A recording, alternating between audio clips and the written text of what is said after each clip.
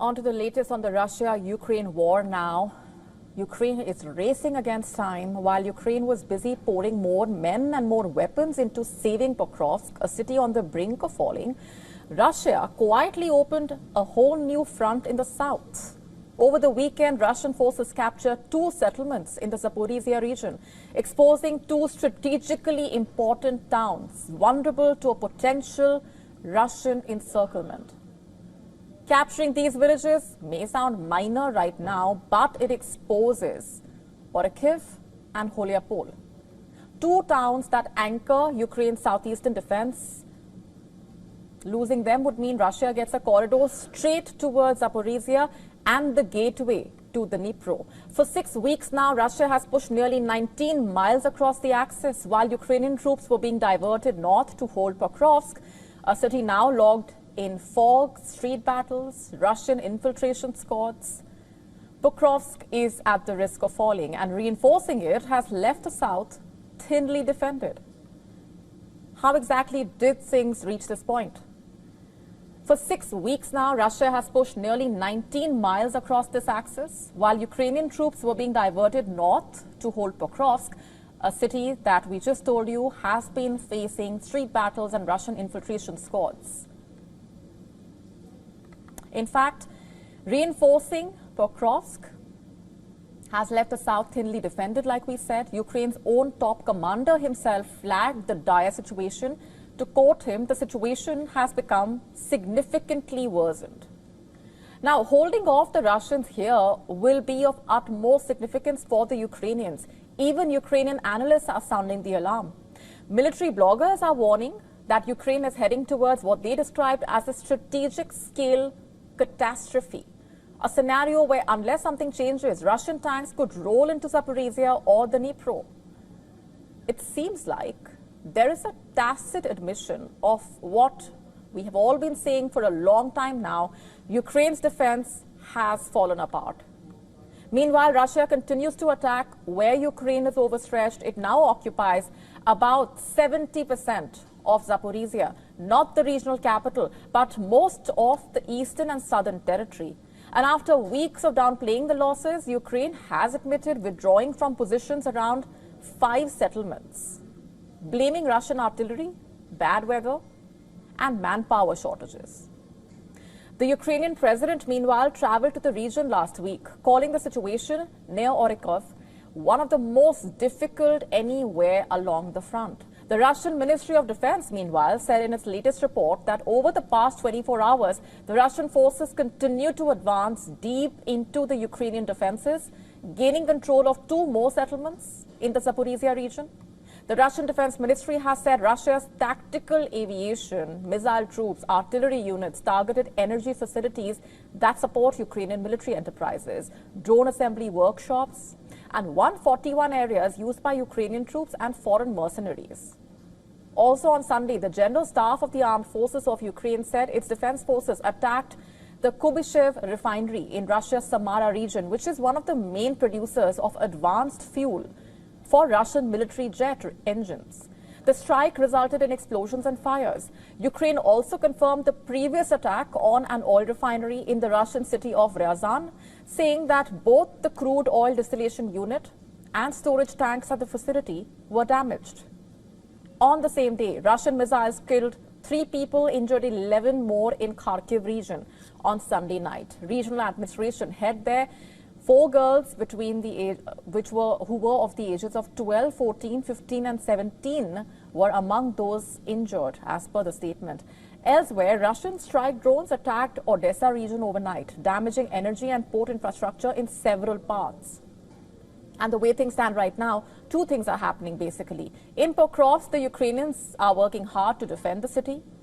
In Zaporizhzhia, Russia is making slow and an opportunistic push, while keeping the other front active with missile attacks, strikes, counterstrikes.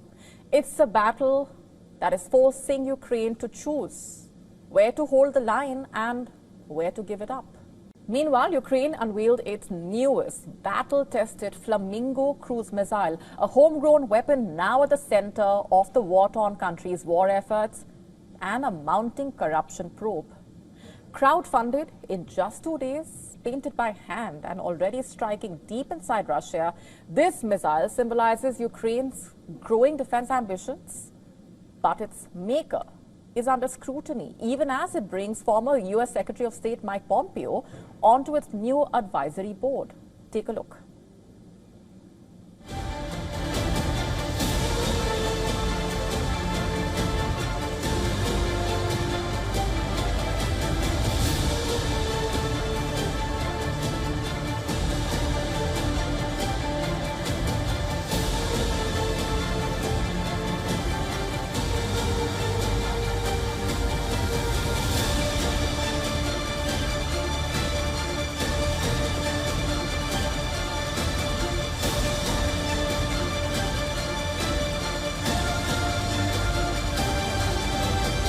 Our next story is from Israel. It's about a new report that paints a rather grim picture about the country's food security.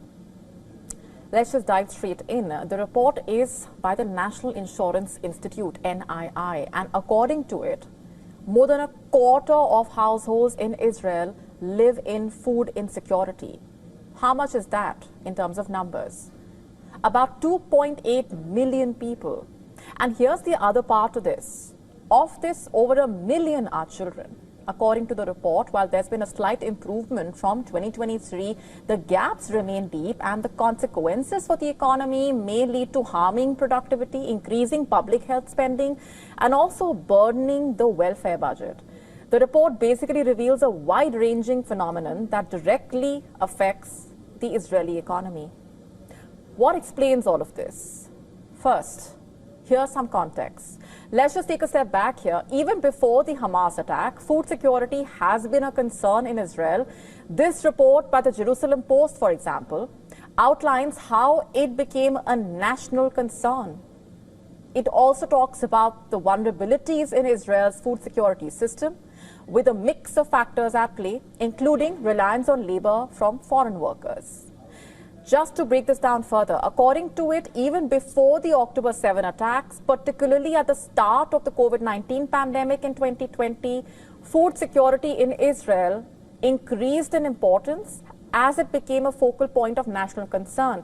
So add to that the current war along with the pandemic and also add climate change to the mix. So that's what the country has been dealing with. And the result has been challenges to the food production and distribution systems, just to put this simply. The war, of course, marked a crucial turning point for the country's food security. And going back to the report by the National Insurance Institute, it calls for the formulation of a national plan to reduce food insecurity, including increasing direct food aid budgets while supervising and monitoring food quality, expanding nutrition programs in the education system in the disadvantaged areas, updating subsistence allowances and social insurance according to the increase in the cost of living, and also implementing multi-year measurable goals to reduce the social gaps. After all, food insecurity is not a social problem, but also an economic one, leaving families that cannot afford healthy food facing a number of challenges. It's been a week since the blast took place in Delhi. Now, investigators have zeroed in on a highly volatile explosive suspected to have been used in that attack. Triacetone triperoxide, infamously known as the mother of Satan. Earlier, the police suspected that ammonium nitrate was used in the I-20 car blast near the Red Fort on the 10th of November. At least 10 people declared dead, multiple injured. The prime suspect is a doctor named Omar Nabi. But the focus now shifts to TATP, as it's commonly called. It's one of the most unstable chemical explosives in the world. It can detonate with minimal trigger, even a spark. Static electricity, friction, or slight heat could set it off. This extreme volatility makes it both highly dangerous and difficult for the security forces to handle or trace. Investigators believe this may explain why the Red Fort blast did not require a detonator. CCTV footage showing the suicide bomber placing a large bag on the back seat of a Hyundai i20, which occupied almost half the rear interior. That bag is now suspected to have contained the explosive device. The resulting blast was so powerful that officials say the shock wave was felt 50 meters underground, scattering body parts and debris across a 50-meter radius. Mother of Satan's reputation globally is well documented. It has been used in several high-profile attacks, including the 2017 Barcelona attacks, the 2017 Manchester bombing, the 2016 Brussels attacks, the 2015 Paris attack. Experts have long warned that TATP is an accident waiting to happen due to its unpredictable nature, making it hazardous not only during an attack but also while being moved or stored. But as the probe widens, the National Investigation Agency has made another breakthrough in the case. Earlier, NIA arrested Amir Rashid Ali, a resident of Sambura in Jammu and Kashmir. Authorities saying he conspired with the suicide bomber to plan and execute the attack. A Delhi court has sent him to 10-day NIA custody. NIA has also arrested another key associate of the man involved in the blast. Jasir Bilal, who is also a Kashmiri resident, was arrested from Srinagar in Jammu and Kashmir. The NIA revealed that Jasir had allegedly provided technical support for carrying out terror attacks by modifying drones and attempting to make rockets ahead of the blast. The NIA is now focused on reconstructing the full chain of events and the network behind this high-impact terror plot. Forensic teams are analyzing the explosive, while investigators are working to trace possible links to other individuals or groups involved. While the final forensic reports are still awaited, sources saying the combination of TATP with other chemicals like ammonium nitrate and fuel oil possibly could have resulted in a device weighing between 40 to 50 kilograms, was capable of massive destruction. And as the investigation continues, authorities stressing the importance of vigilance and public cooperation. The Red Fort blast has sent shockwaves across the capital and the country, while the NIA is working round the clock to uncover the complete network behind the attack, ensuring that those responsible are brought to justice. India's Chief of Army Staff has outlined key lessons from Operation Sindoor at the Chanakya Defence Dialogue in Delhi. He highlighted how the action and capabilities of the armed forces gave a reality check to the hostile neighbor. Listen into this. Operation Sindoor was just a trailer which ended in 88 hours. We are prepared for any circumstances in future. If Pakistan gives a chance, we will teach it how to behave responsibly with a neighboring nation. ऐसा हमें मौका देता है पाकिस्तान, तो हम उसको भरपूर एक शिक्षा प्रदान करना चाहेंगे उसको कि कैसे एक जिम्मेवार नेशन को अपने पड़ोसियों से बिहेव करना चाहिए. He also highlighted three crucial takeaways from the operation: the need for integration between the armed forces, ensuring adequate supplies for prolonged engagements, and making decisions at every level of the command chain. He also said the operation has helped India set a new normal in responding to terror threats, that terror and terror sponsors will be treated alike. मेरे ख्याल से ये तो एक बड़ी चेतावनी बन के रहेगी, क्योंकि जब When a country encourages state-sponsored terrorism, it becomes a matter of concern for India. India talks about progress. If someone creates obstacles in our course, then we will have to take some action against them. When we talk about the new normal, we have said that talks and terror can't go together. All we are asking is to adopt a peaceful process, which we will cooperate with. Until then, we will treat terrorists and their sponsors alike. Water can't flow together. Talks and terror can't be together. यानी बातचीत, संवाद और आतंकवाद एक साथ नहीं चल सकता है. The Pahalgam terror attack early this year, when Pakistan-based terrorists targeted Hindu tourists, killing 26 people in cold blood after asking for their religion. In response, on May 7, remember, India launched precision strikes under Operation Sindoor, targeting terror infrastructure across Pakistan and Pakistan-occupied Kashmir. Pakistan, in retaliation, attempted attacks on Indian military bases. India responded firmly to those provocations, demonstrating the readiness and also the resolve of the country's armed forces. Hostilities were finally ceased following talks between the Directors General of Military Operations from the two sides on May 10, resulting in an agreement to halt military actions. However, India has always maintained that the operation is in a paused state and has not fully terminated, with Prime Minister Modi having warned repeatedly that any future act of terror would be treated as an act of war.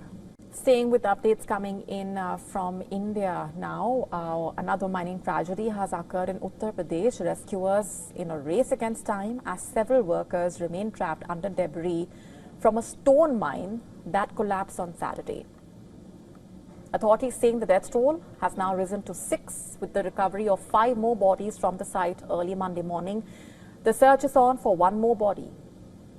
One body trapped under the debris was recovered on Sunday by the rescue team. A case has been registered against 2 people who are the owners. 2 NDRF teams, including 80 rescuers, are engaged in rescue operations at the site. One team comprises 40 NDRF rescuers. Each team is also accompanied by a medical team.